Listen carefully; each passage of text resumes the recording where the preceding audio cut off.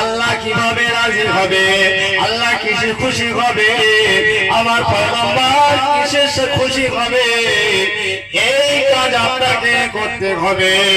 আল্লাহ তার উপরে তখন রাজি হবে যদি আপনার ছেলেটা নামাজি হয়, আপনার মেয়েটা নামাজি হয়, আপনার বৌমাটা নামাজি হয়, আপনার বাড়ির ফ্যামিলি সকলে নামাজে দাঁড়াবে। আল্লাহ ফেরেশতাদের বলবেন, ফেরেশতারে দেখ দেখ আমার বান্দার ঘরটা বাড়িটা যেন মসজিদ বানিয়ে দিয়েছে। একবার জোরে বলে। আল্লাহ রাসূল বলেছেন ঘরটা কবর করো না। কেন? কবরস্থানে নামাজ চলে না। পৃথিবীর জমিনে সব জায়গায় নামাজ চলে, কবরস্থানে আপনি নামাজ পড়বেন, জোহরের নামাজ কবরস্থানে চলবে না, ফতোয়া চলবে না। সব জায়গায় নামাজ পড়বেন, 5 জায়গায়, কিন্তু কবরস্থানে নামাজ চলবে না। রাসূলুল্লাহ বললেন তোমাদের ঘরটা কবর বানিও না, তার মানে তোমার ঘরে নামাজ হবে না, এইরকম ঘর তুমি বানিও না। আল্লাহর ওলিদের জীবনটা দেখুন।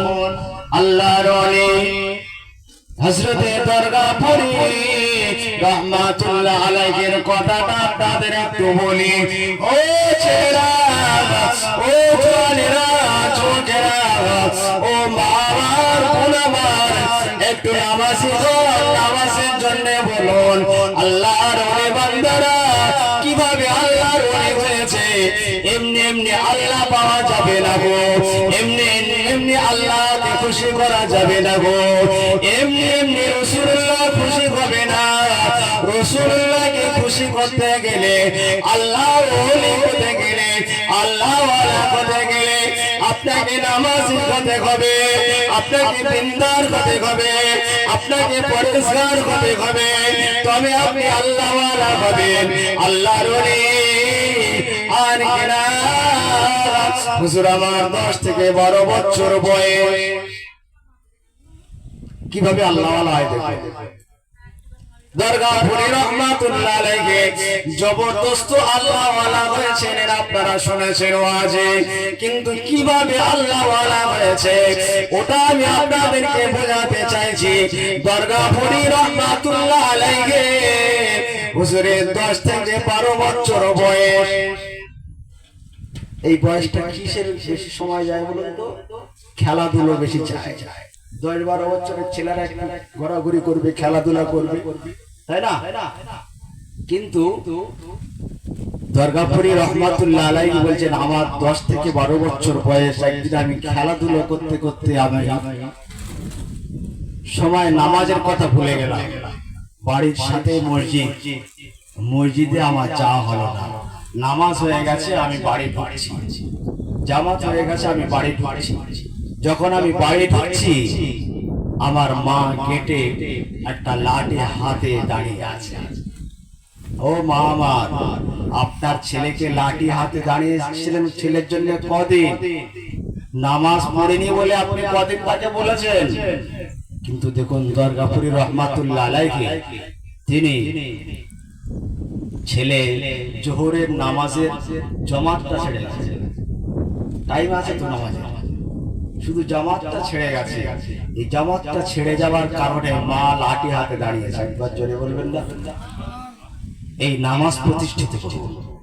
নামাজ প্রতিষ্ঠিত করলে সংসারে শান্তি আসে, মহল্লায় শান্তি আসে, দেশের উপরে রহমত নাজিল হয়, আসমান থেকে শান্তি নাজিল হয়, আল্লাহ বালা মুসিবত দূর করে দেন।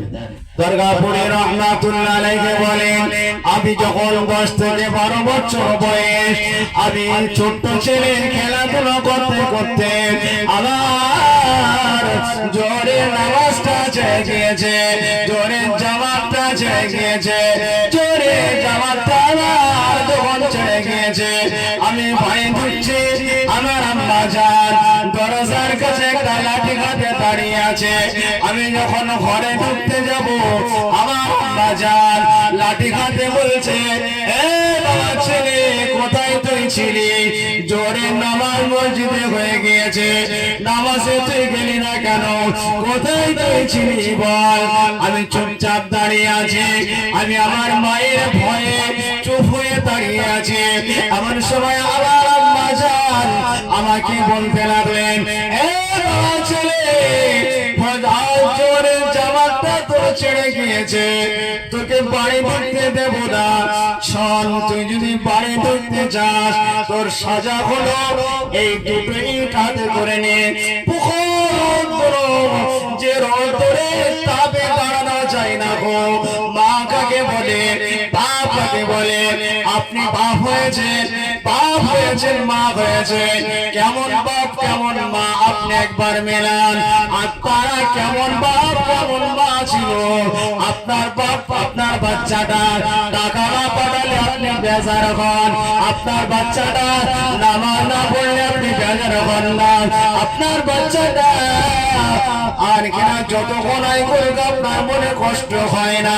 কিন্তু দুর্গাপুরে রহমাতুল্লাহ আলাইহি আর বলেন, আমার মা বলছে দুটো ইট যে রোদ্দুরে দাঁড়ানো যায় না, এই রোদ্দুরে আমাকে দুটো হাতে ইট নিয়ে দাঁড়িয়ে থাকতে বলেছে।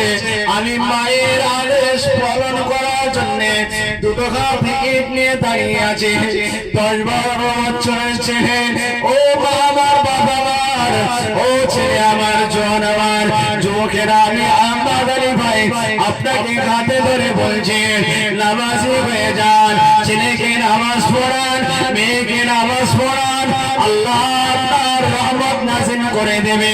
দুনিয়ায় শান্তি পাবেন, কবরে শান্তি পাবেন, আখিরাতে শান্তি পাবেন। আপনাকে আল্লাহ প্রত্যেকটা জায়গায় রহমত দিয়ে দেবেন। একবার জোরে বলুন। দুর্গাপুরের রহমাতুল্লাহ আলাইহি বলছেন, রৌদ্রে আমি দুটো হাতে দুটো ইট নিয়ে আছি। 10-12 বছরের ছেলে, বলুন কখনটা নিয়ে ইটটা দাঁড়াবে রৌদ্রে? মা দেখছে, দেখুন ছেলের গা দিয়ে ঘাম ঝরঝর করে ঝরছে, চেহারা লাল হয়ে যাচ্ছে রৌদ্রে। মার মনে দয়া নেই, মায়া নেই। কেন? ছেলে আমার জোহরের নামাজ জামাতটা কেন ছাড়লো? জামাতটা কেন ছাড়লো? মা কাকে বলে? দেখুন, আমাদের ছেলেরা টাকা না পাঠালে মা কষ্ট পায়, কিন্তু ছেলে নামাজ না পড়লে মায়ের কষ্ট হয় না। কোন মায়ের, কোন বাপ আপনি? আপনি নামাজ পড়লে রেহাই না। কিয়ামতের ময়দানে আপনি ইবাদত করেছেন, ইবাদত করে করে আল্লাহকে খুশি রাজি করেছেন, আল্লাহ বলবেন যা তুই জান্নাতে যা। তখন ওই ছেলেটা এসে দাঁড়াবে, আল্লাহ আমার বাপ জান্নাতে যাবে। বলে, হ্যাঁ ও ভালো কাজ করেছিল, ভালো কাজ করেছিল ঠিকই, কিন্তু ও তো আমাকে ভালো পথে নিয়ে যায়নি। আল্লাহ বলবে, নিজে নিজে নামাজ পড়েছিল, তোকে নামাজি বানায়নি, যা তুই সাথে করে জাহান্নামে নিয়ে যা। ছেলে আপনার আল্লাহর কাছে আপনার বিরুদ্ধে নালিশ করে আপনাকে জাহান্নামে নিয়ে যাবে। দুর্গাপুরে রহমাতুল্লাহ আলাইহি বলেন, আমি ওই সময়ে আর কিনা দাঁড়িয়ে আছে দুটো হাতে নিয়ে, আমার চেহারাটা লাল হয়ে যাচ্ছে। ভাবছি মায়ের দয়া হয়ে যাবে, মায়ের মায়া হয়ে যাবে, কিন্তু না না, আমার মা যেন নিষ্ঠুর হয়ে গেছে, আমার মা যেন পাষাণ হয়ে গেছে। ও ছেলেরা, জওয়ানেরা, কোনো খাতির নেই, নামাজে কোনো আপোষ নেই, নামাজে কোনো খাতির নেই, নামাজে কোনো দয়া নেই, নামাজে কোনো মায়া নেই। আপনাকে ওই রকম নিষ্ঠুর হতে হবে। কিতাবে বলা হয়েছে, ছেলে নামাজ না পড়লে বাড়ি থেকে পার করে দিতে হবে। ও ছেলেরা, জওয়ানেরা, যুবকেরা, আমি হাতে ধরে বলছি, বাঁচতে যদি চান নামাজি হয়ে যান। দুর্গাপুরে রহমাতুল্লাহ আলাইহি মায়ের মতো মা হন। মায়ের মনে দয়া আছে না নেই? মায়ের মনে দয়া নেই বাচ্চাদের? ও, এর থেকে আর দয়া মায়া কার আছে? মায়ের মতো মায়া দয়া পৃথিবীর জমিনে আর কারো নেই, নেই, থাকবে। সেই মা নিষ্ঠুর হয়ে মুখর রৌদ্রে 8-10 বছরের ছেলে তাকে রৌদ্রে দাঁড় করে হাতে করে রেখে দিয়েছে, আর গা দিয়ে ঘাম ঝরছে। এইভাবে অসাড় হয়ে অনেকক্ষণ থাকতে থাকতে হাত থেকে ইটটা পড়ে গেছে। যেই পড়ে গেছে দুর্গাপুরে রহমাতুল্লাহ আলাইহি পড়ে আমার ঘর থেকে যেই নাইটটা পড়ে গেছে আমার মা নিষ্ঠুরের মতো ওই লাঠি দিয়ে আমাকে এত মারা মারতে লাগলেন, এত মার মারতে লাগলেন, আমাকে এত মার মারতে লাগলেন। আমি মায়ের পা দুখানা জড়িয়ে ধরেছি, মা আমার ভুল হয়ে গেছে, আর জীবনে জামা আমার ছাড়বে না, বাপকে আমাকে মাফ করে দিন, ও বাবাকে আপনি মাফ করে দিন। দুর্গাপুরী রহমাতুল্লাহ আলাইহি বলেন আমি মায়ের পা দুখানা জড়িয়ে ধরেছি, আমার মা যেন নিষ্ঠুর হয়ে গেছে, আমার মায়ের জানে যেন দয়া নেই মায়া নেই। কেন দয়া নেই মায়া নেই? ছেলের জন্য জামাটা ছেড়ে গিয়েছে। ও ছেলেরা বলুন না আপনার সন্তানকে নামাজ পড়ানোর জন্য কদিন আপনি বকেছেন, কদিন আপনি মেরেছেন? দুর্গাপুরী রহমাতুল্লাহ আলাইহি বলেন আমার মা যখন মেরে মেরে হাঁপিয়ে গেছে, আমি আমার মা আমাকে বলছে যা বাড়ি ঢোক, গোসল কর, মসজিদে গিয়ে জোরে নামাজটা পড়ে আয়। আমি ওই সময় জোরে নামাজটা আদায় করে নিলাম, জোরে নামাজটা আদায় করে আমি ঘরে ঢুকেছি।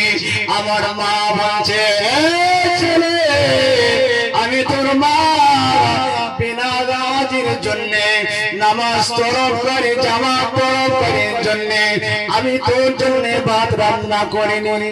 জোরে বলুন। মার তো মারলো, ওতে শেষ নয়। যার যার